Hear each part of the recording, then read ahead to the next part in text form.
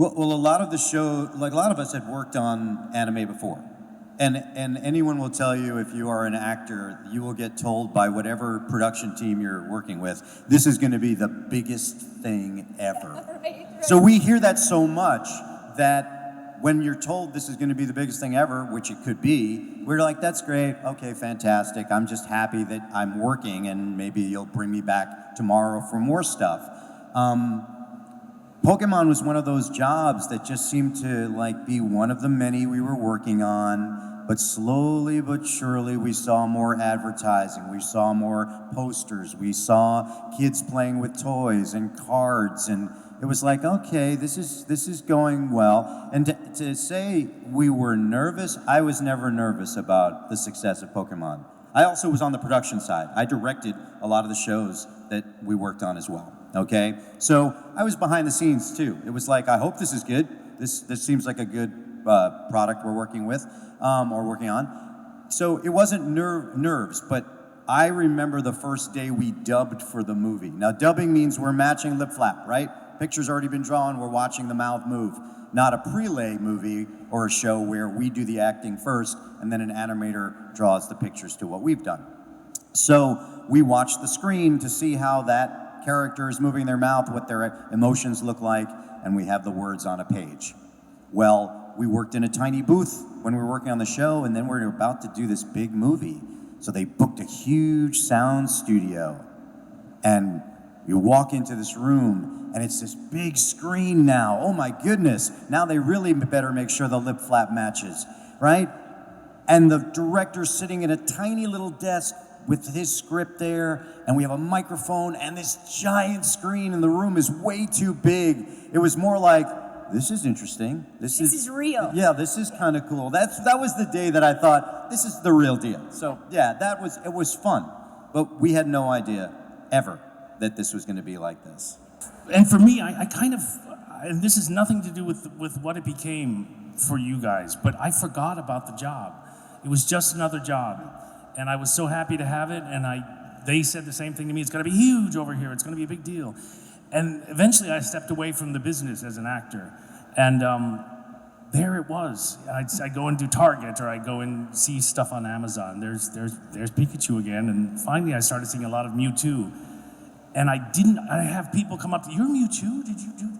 And I'd kind of say, yeah, I did that many years ago, and it's just another film, and I don't know much about it.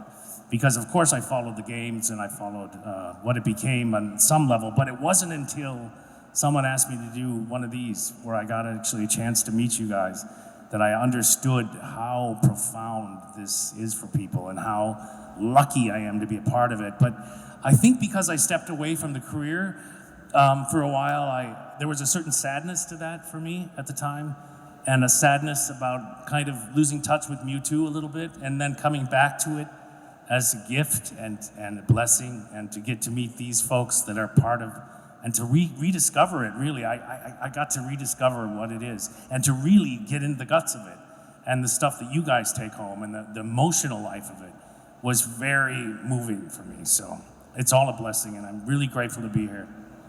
We started from a very square one place.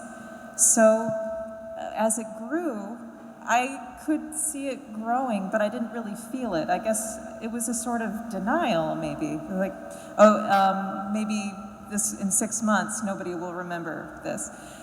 Because as an actor, you can't get too attached to things. You do your best, you give it your all, you're professional, you show up, you hit your marks, you know your lines, you're kind to everybody, hopefully everyone's kind as well, and that's how you go through your lives, that's how you go through your days. But this kept going, and for some reason, and I don't know if I should use the word magical, but there was something about Pokemon that made it keep going. And I felt very attached to the show, and I said, well, that's just because I enjoy it. But there was something about it that did make sense to me.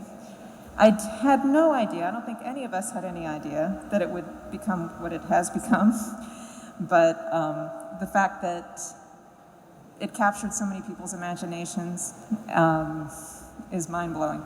So as an actor, you're kind of in this, you're kind of an observer, like almost like a cynical observer, like, oh, that's just not, but then this kind of defied that. So I was very, I'm still processing it, I think. So it was, and it's because of you. It's because of all of you. You care, you come to these events, you share with us your stories about how you grew up, and it's all part of it. So it's amazing. Incredible. Yeah. I do remember going into the premiere and thinking that the movie, the whole theater was empty, and then realizing that most of the audience was under 10, and you couldn't see their heads over the back of the seats.